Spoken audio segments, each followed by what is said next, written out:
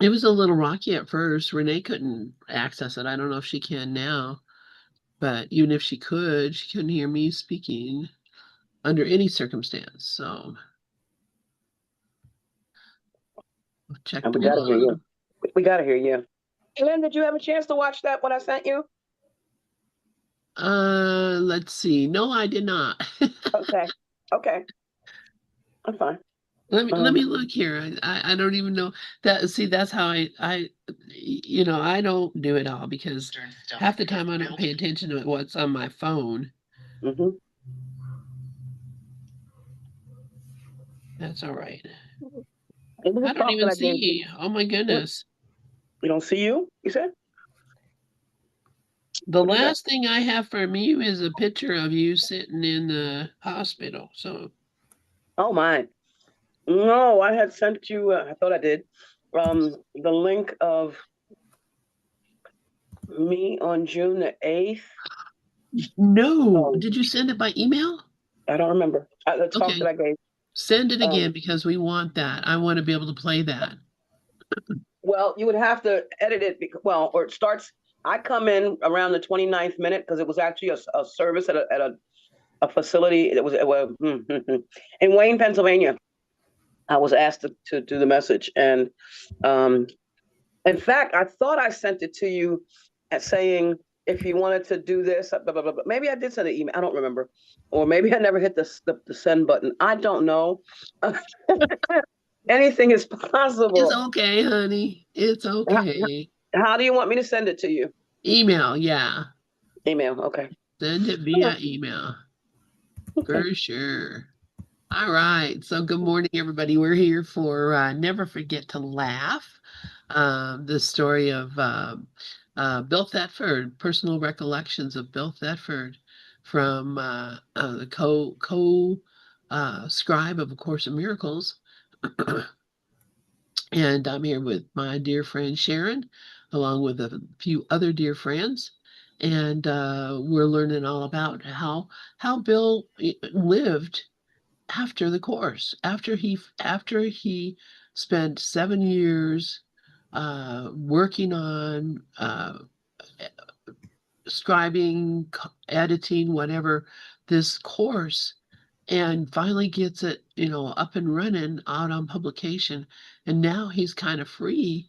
And now he goes and lives a whole nother life where he had been a professor at a university, uh, Columbia University, who somebody just graduated from Columbia. I just saw that. One of our family had a child graduated from Columbia. But uh, this, the shift from being the straight-laced professor to this wild and crazy guy is pretty amazing. Wouldn't you guys think so? Yes, I love him. I mean, I just think I do agree. Yeah. So yeah, so just to be set free, and again, this is what I was talking about in the last thing when we were talking about Ken, how he became so happy and so joyous, and he was just encouraging everybody, just be happy, stop taking yourself so seriously. This is nothing. Take it. It's nothing. And this is how I see Bill having shifted after he moved to California. So I'll continue reading. And the loosening continued. Late one night, as the three of them were returning from the theater, Bill, out of the blue, started to sing parodies about the course, changing the lyrics of the first lines of well-known songs. Jack also knew a lot of music, so he chimed in immediately with the next line. They alternated singing these lines from songs, creating an abbreviated, funny version of the course history. For 15 minutes, they invented hilarious new words, feeding off each other's creativity. Jack said Bill got so tickled and laughed so hard, it was just wonderful. Another great release for him. Bill had made up some musical parodies with Helen in New York, but this was the expanded version, and yet another marker of his disappearing barriers and inhibitions. Jack referred to his time in La Jolla as a, quote, an outreaching, people-oriented, heart-opening experiential phase. To his credit, he participated with verve and charm, end quote. And this is Carol speaking. My husband Bob and I saw Bill for the last time on a visit to La Jolla in April 1987. For several nonstop days, we attended ACIM garden meetings with him, a daily routine, and it was great seeing him in his new, quote, natural habitat. We went to some of his favorite haunts, spent much time at his home, walked through the nearby park, and accompanied him to the first public viewing of the video, The Story of the Course in Miracles. It was scheduled by coincidence for its premiere one evening while we were there. Interesting. And have we all seen the movie, The Story of the Course in Miracles? Uh, if you haven't, Actually, I have. My nephew sent it to me the other day, but I've seen it before. You know, one of the books that I always send people is The Journey Without Distance, because that just tells you everything.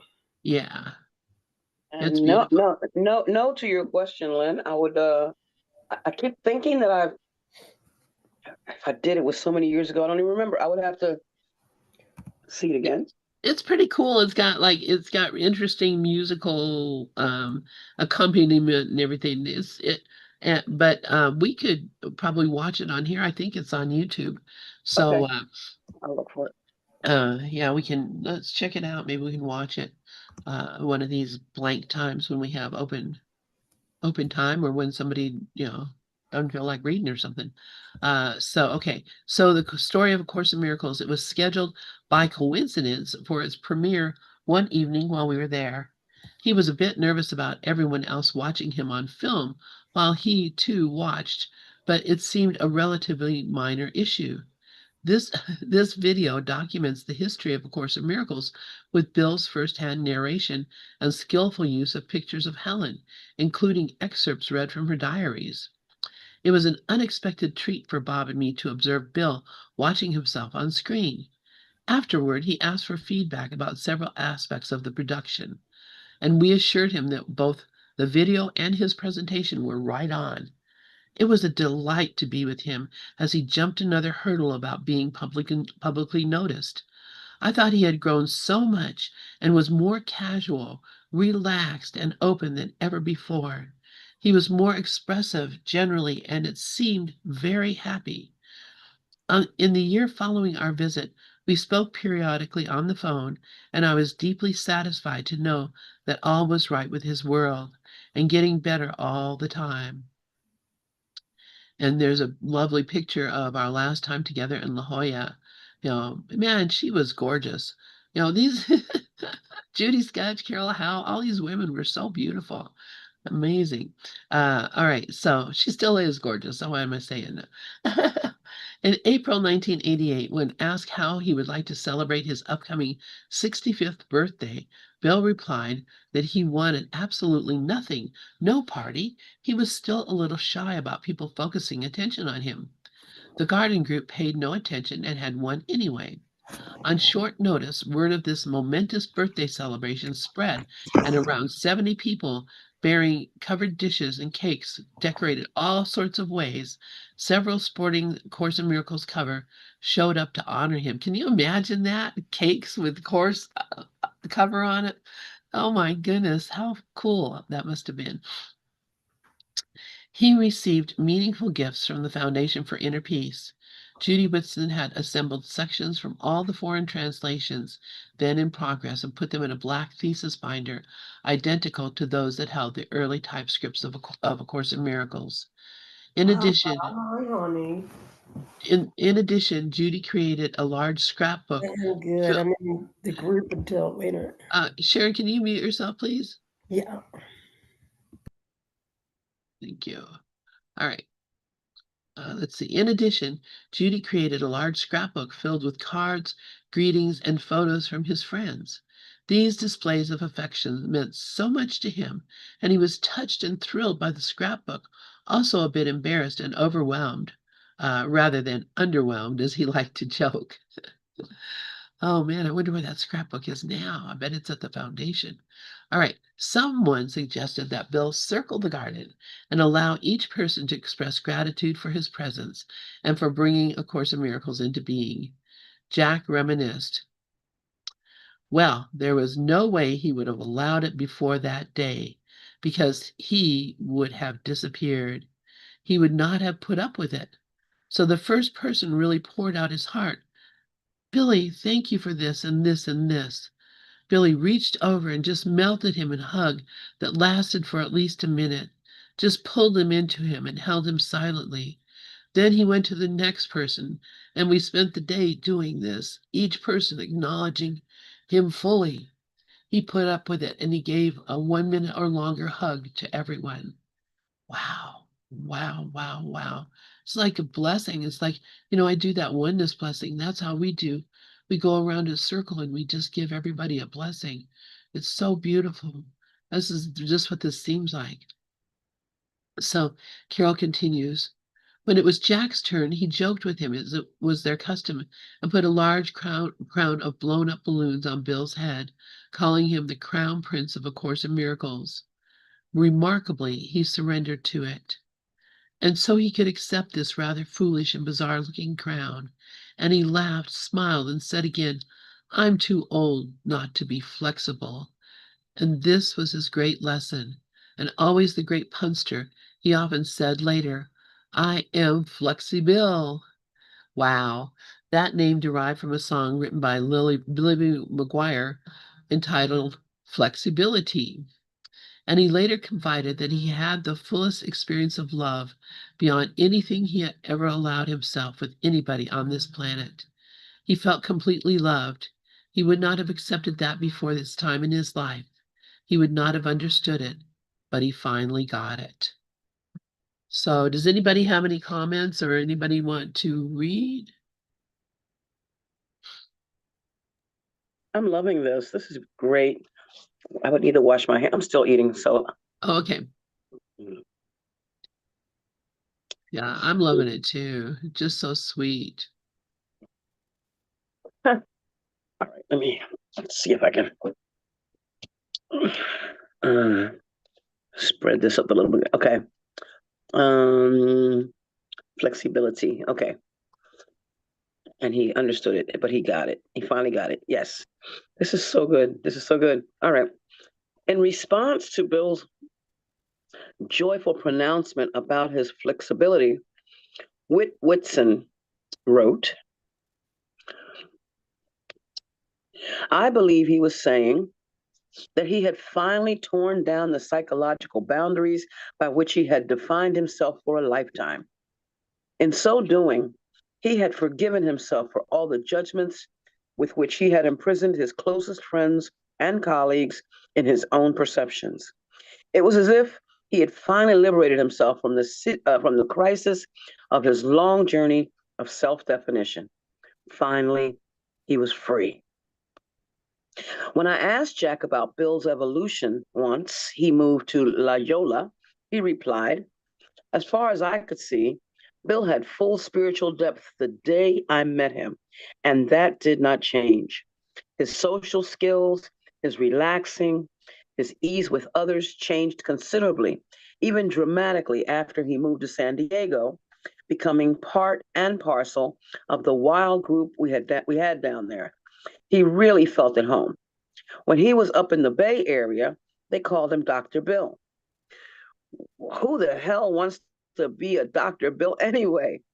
We stopped that right away. He was just Bill or Billy and a member of the group. Secondly, Bill, the human, took the course, turned his life around, and became the humble, modest, perfect, enlightened teacher of the course by his conduct, by his being, and by his grace, gentleness, and love. Even if he had never helped bring up course, even if he had never helped bring us the course, and I had just met him and I had just met this man, I would still honor his most beautiful life. And he's still operating because his energies are still with us, surrounding us. I love that. While basking in the glow of his newfound freedom and finally allowing himself to be fully loved, remnants of his past tugged at him. In March 1988, out of the blue, Bill contacted his old friend Joe, his girlfriend from college days, to wish her happy birthday and to invite her out for a birthday dinner. She was recently widowed. She was recently widowed, and they rekindled their old friendship. They had met only twice since college, once in the late 1970s when Bill was in San Diego, her home at that time, and once when she was in Tiburon after 4 years later, about 4 years later.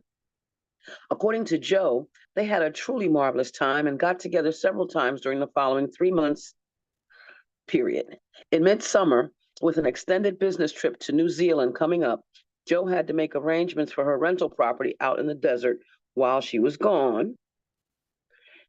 She invited Bill to drive out with her, and he happily accepted. Joe reminisced about all the fun they had had together as pals before Bill gave her his fraternity pin. We used to sit on the bench at his piano, which he could play beautifully. He could sing beautifully too.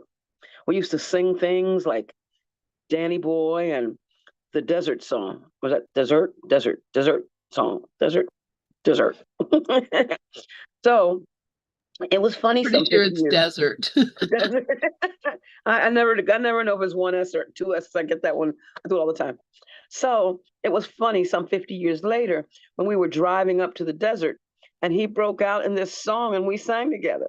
It was really neat, just like old times, a delightful weekend. There was nothing romantic between us, yet he seemed so much at home. It was like he was really at peace with himself. So we agreed we were just really great old friends. And I realized at that time, that's it. It was kind of interesting because on that trip, he gave me a copy of his book, Choose Once Again. And I think there's a message there. Like I had to choose once again somebody, but not him. But I have to say that even though I'd known Bill since kindergarten, he was still somewhat of an enigma to me. Yet he really opened up to me more than ever before. That last time we were together in the desert, we were closer than ever before as just good friends. It's beautiful, beautiful, beautiful, beautiful. The one thing that was interesting too, and he was almost secretive about this, is that he said, I'm really going to be more of a risk taker, although he didn't explain what that meant. I've got a lot of plans and I've made up my mind. I think I've protected myself too much all my life. I'm going to be more of a risk taker. That last week, he was so relaxed and confident. It was like, I finally arrived and I really have it all together now. I was really looking forward to seeing him again. When we parted 2 days later, he told me he was going to try to get to New Zealand while I was there, since I was going to be there a whole year. I said, great. As soon as I get there and find out what my address is, I'll write you. Soon after, I left for New Zealand, and he left for San Francisco that same day. Joe indicated they each knew, though didn't say, that this was really the last goodbye. By all accounts, I'm going to cry. Oh boy. Oof, oof, oof. Mm. By all accounts, from many witnesses, by the end of his earthly life, Bill had become playful, participating, flexible, light, joyous, and free, aware of his true identity. Many people had served. Many people had served him throughout his life as he owned his shadow side, and ownership allowed his fears to fade away. Much of his humor stemmed from recognizing fear's lack of substance and the absurdity of taking ourselves so seriously. This is the way salvation works. As you step back, the light in your steps forward, the light in you steps forward and encompasses the world. It heralds not the end of sin and punishment and death. in lightness and in laughter is.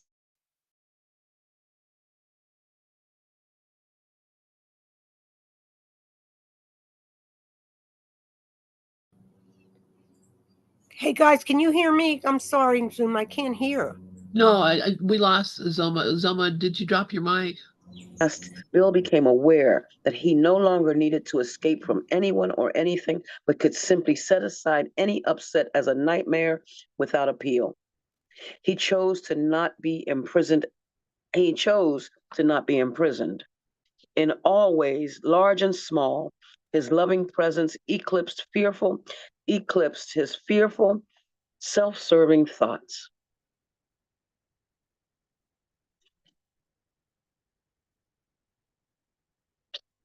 He reached the point where there was little more for him to say because knowing was so deeply embedded in his psyche. He had allowed grievances and old habit patterns to be dissolved and now experienced the truth of his being. Talk would only trivialize it. In adopting the goal of a better way to live, he instantly found himself on a path with no exit point, leading straight to the heart of love itself. What he had admired in Mother Teresa, he had become. Now, many years later, with so many sharing their unique perspectives of him, no more hiding is possible. The enigmatic, secretive, and compartmentalized Bill finally stands revealed for all to see. Oh, I love that. So it is. Yeah, thank you so much, Zoma, for reading. Yeah, you did break up a little bit there. I don't know, maybe I don't know if you're on your phone or what, but it doesn't really matter because we could read it. So just a few sentences kind of broke up. Um, so I don't know. Does anybody have anything? Any comments? No, I mean, I just think that, it does bring up tears because it's like this is releasing for all of us, because I don't know. I mean, Zoom had started this in the 90s, you know, um, this book, but, it brings up so much gratitude for these two people. They really did help us quite a bit. Zoom, do you want to keep reading? I wanted to comment. You Sorry. know, it's okay. Nothing to be sorry about. Nothing to be sorry about. um, we just, I didn't. I had not really read much or was aware of just. I mean, just the peripherals of about Bill and Helen, but I'm enjoying the what I expected actually, that ultimately.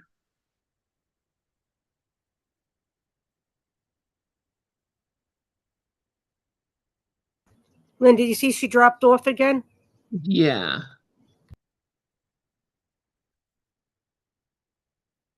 Studied the course, he practiced it and practiced it and practiced it till all those um, beautiful, no, all those defining words fell away. And he was able to recognize the oneness and be the oneness. This is wonderful. I love this. Thank you so much for this. Thank you, Zoma, for joining us and reading along because yeah, this is for us, a great example. No matter what we think we are, no matter who we think we are, what we think we've done or haven't done, or success or failure or whatever, um, we're all the same thing, just the same way. Yes. And what happened with Bill, I mean, how lucky he was. I can't even imagine. I mean, that I would feel so blessed the whole dang time. I'm sure he was really. Uh, I'm sure because of how he took it. When Helen came to him and said, "This is what's happening," and instead of saying, "Let me get you a Xanax," or whatever they had back Right, in those days, right. it is like That occurred. He's like, okay, what's it telling you? And write it down and bring it here and let's talk about it. Let's type it up. Let's listen to it. And I mean, that just open-mindedness and willingness that he had, even as he was so formed in his life to be a certain kind of person, but he was already living so many dual lives. I mean, when you hear his life story, which I have that talk that he gave in I don't know where, Chicago or someplace. Anyway, or maybe it was out in California, that talk that he did about how he went from career to career to career, before he became started, became what he did and started dealing with the course. It's phenomenal to see the twists of life and the person that he had to be for each one of the roles that he played, because he worked in the top secret nuclear. He worked for the CIA. He did all sorts of things that were like, how does this guy become spokesmodel for the this Course in Miracles? He was gay, which at that time, that was, I mean, you couldn't even get a job in a lot of places if they knew that. And he had to hide it so well in order to be able to survive. The life that he led that brought him to this point where he could actually see, this is, this is for this, and just let it go, let it go, let it go, as Karen Drucker would sing. But so beautiful. I love her. She's just so sweet. Yeah, yeah, she is adorable. uh so I met uh her. I met her. She was wonderful. Where? Oh yeah. Oh gosh. Went to a Oh, this was a Science of Mind weekend in Bolger. She was the weekend. She was the person for the weekend, and got a chance to sing with her. oh my Um, goodness. Oh, what's the that's so song? I'm gonna sweet, I'm gonna Zumi. tell you. I'm gonna think of what song it was. Um. Oh. Oh. Because I was the only one that knew the chorus. No, everybody else knew the. Oh my God. It's one of the grateful gratitude songs. It'll come to me. It'll come to me. I'm not going to hold that up. It'll come to me. I forget everything, Zumi. I can talk to you for a minute and then forget what I was going to say. This is where I'm going with this. We're not even these people. That's right, there Because was I got it. nothing I got it. happened. I got Right. it. I promise in this moment to keep my heart wide Oh, open. that's With beautiful. every breath I take, I'm grateful. And then the background is singing, but that was the main. And when she started singing, I jumped up. I didn't jump up and run up there because she had people who would from the audience who would come up to sing with her. And I'm singing. And they're pointing, they're waving at me. Come on, come on, come on. And I'm like, no, no, no, no. And then finally, she looks at me, so I went up, and she hands me the mic. Oh, it was Wow. so great. Oh, she was great. She was great. And I ended up buying. She had at that time she had a flash drive that had like 5 or 6 of her CDs on it. Wow. And I purchased that. So I have that. I have, yeah. I have That's a lot of that's a ammunition. great story. I love that, Yeah. Zoma. I love that. I'll see if I can Yeah. find a photo. I'll see if I can find a photo. I gotta remember what year that Yeah, was. you have to send it Yeah. out. So I'd love to see it. So here we are. Let's see. We have about I don't know, 16, 17 minutes left. Um, Let us continue reading if anyone would like to read. Um, if not, I will. I'll read. I'll read. Okay, great. Thank you. Now, I just go to chapter 24. On the last weekend Bill and Joe spent together, he had declared his intention to take more risk. Oh, you read this, didn't you, before? No. Okay. And and be ever more true to himself. The time for wearing a mask was over. My favorite mantra is, when all else fails, tell the truth. Okay, so he's saying at all. Wait, hold on. I'm just writing Glorian back. Wait. Yeah, because she was going to come and. Okay. The time for wearing a mask was over. My favorite mantra is, when all else fails, tell the truth. And Bill now adopted this fully. We have been conditioned to do everything else but that, having learned our manipulating and negotiating skills at a very early age. As with all of us, Bill's imprisonment began in his childhood. So, like, you know, he had a lot happen to him in his childhood. His sister died, he got sick, and these are the things that he wanted to probably just transcend because he was known to be very highly sensitive. Bill's imprisonment began in childhood.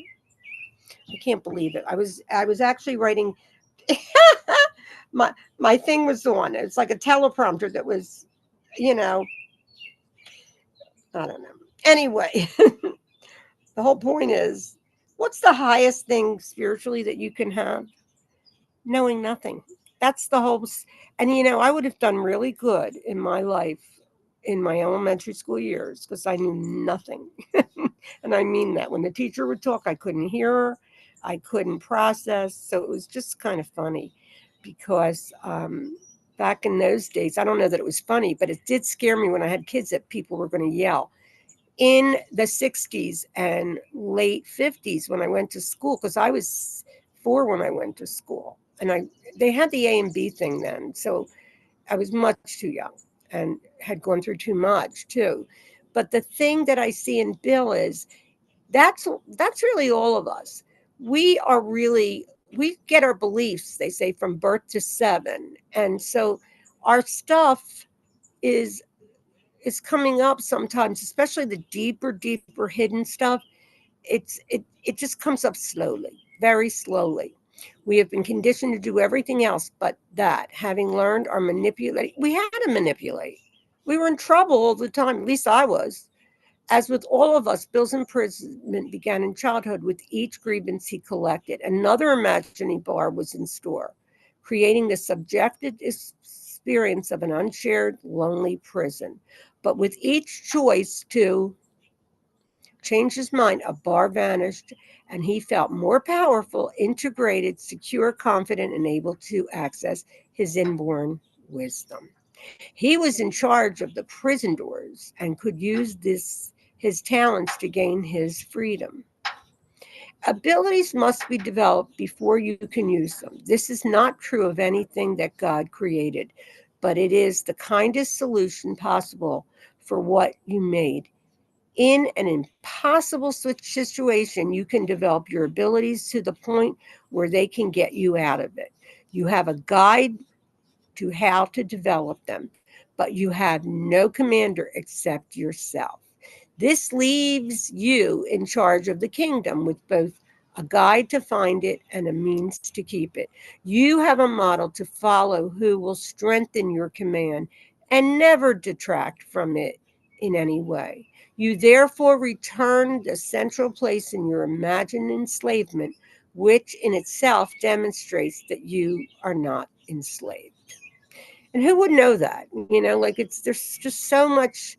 I mean, the ego mind is very tight for everyone. It's a tight mechanism that doesn't want us to find out who we really are. It wants us to believe we're these figures. We are the dreamer of the dream.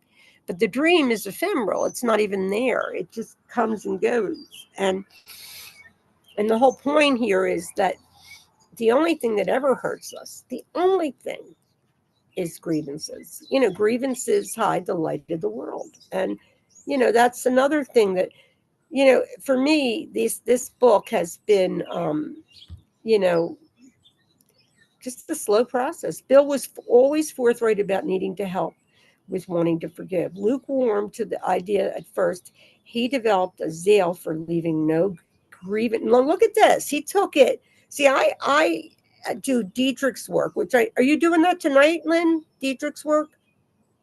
Yeah, maybe. Let's see. Is it the third Tuesday? I'm not sure. Is One this the night, second Tuesday? Is it the second or third? it's the third Tuesday when we do the uh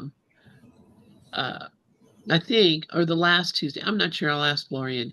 So some of Anyway, the nights are harder. No, Florian does the fourth. it's So the fourth one. Okay, so yeah, so tonight we can do Diedrich, or we can, watch a movie or do something. So right, that I would have be no good. plan. Yeah, yeah. I mean, it's anyway.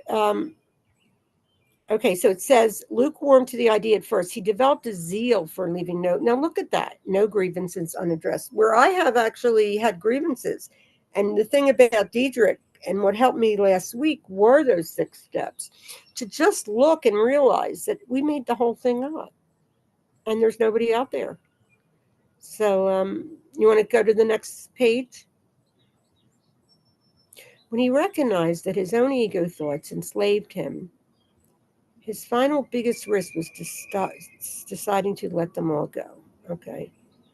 He often said that his major plan was help, or expanded version, help me do this.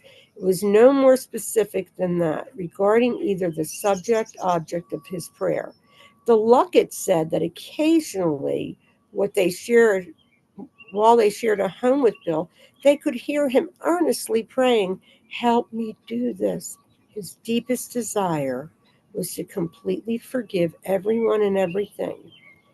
In her book, You Are That, the American teacher, Gangaji describes what we set in motion with the simple prayer, help. Help is here. You are never separate from help. Anytime you ask for help, help presents itself. It is beautifully humbling to ask for help. It is good to give up your idea of of independence.